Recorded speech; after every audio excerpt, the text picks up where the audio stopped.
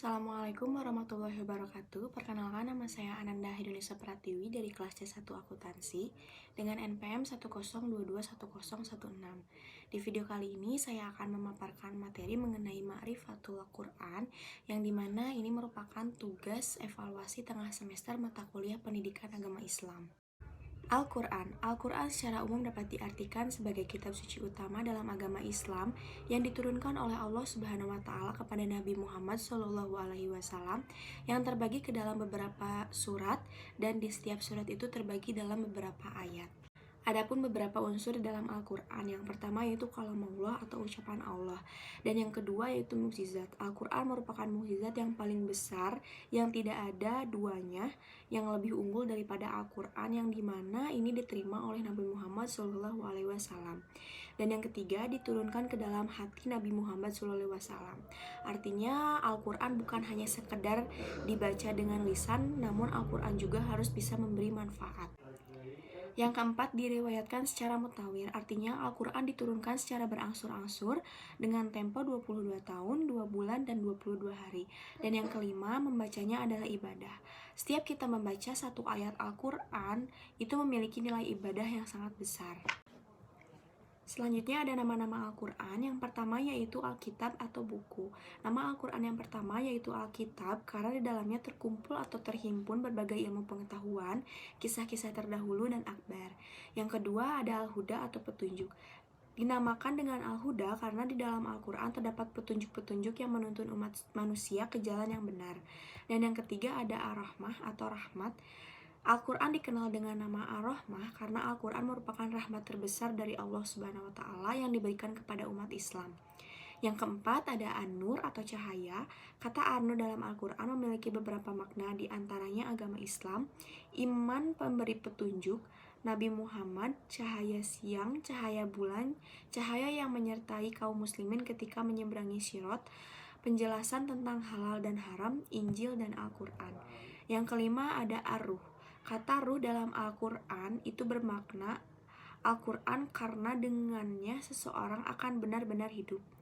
Tanda tanwin dalam kata ruh ini menegaskan kata tersebut bahwa Al-Quran datang untuk memberi kehidupan yang lebih baik.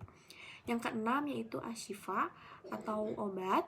Nama Al-Quran berikut adalah Al-Syifa karena Al-Quran dapat dijadikan sebagai obat untuk mengobati penyakit hati berupa kekufuran, kebodohan, dan dengki, serta juga dapat digunakan untuk mengobati penyakit fisik. Yang ketujuh ada Al-Haq atau kebenaran. Nama Allah Al-Haq yang agung ini memberi arti dan makna yang luas, diantaranya bahwa keberadaan Allah itu sungguh-sungguh benar. Yang kedelapan ada Al-Bayan atau penerang.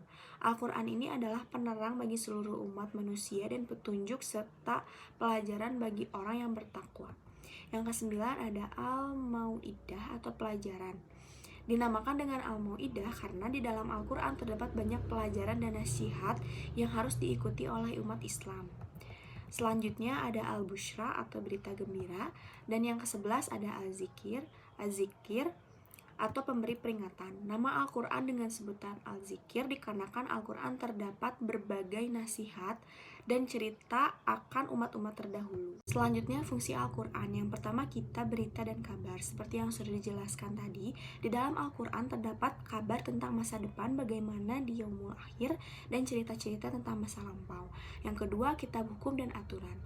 Al-Quran berisi hukum yang harus dijalankan untuk kemaslahatan manusia di dunia dan di akhirat. Yang ketiga, kitab jihad.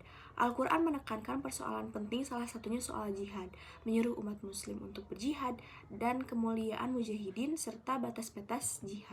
Fungsi Al-Quran selanjutnya yang keempat yaitu sebagai kitab tarbiyah. Al-Quran mengajarkan kepada kita bagaimana bermasyarakat dengan baik, bagaimana menjunjung tinggi adab, dan menghormati nilai murni sebagai manusia. Yang kelima sebagai pedoman hidup, dan yang keenam kitab ilmu pengetahuan jihad. Dan yang terakhir ada Muqtada al-Iman bil Quran, yaitu tuntutan iman kepada Al-Quran. Yang pertama ada berhubungan erat dengan Al-Quran, seperti belajar, mengajarkan, serta membacanya, memahami, mentadaburi isinya, melaksanakan, serta menghafal dan memeliharanya. Yang kedua ada menerima dan tunduk pada hukum-hukumnya. Yang ketiga menterbiahkan diri dengan Al-Quran. Dan yang terakhir menegakkan diri di muka bumi, yaitu dengan mengajak orang-orang untuk mengikuti segala petunjuk Al-Quran dengan rasa cinta, peduli, rasa tanggung jawab sesama muslim. Pemaparan materi sudah selesai. Mohon maaf apabila ada kesalahan dalam pengucapan maupun pemaparan materi. Wabillahi taufiq wal hidayah. Wassalamualaikum warahmatullahi wabarakatuh.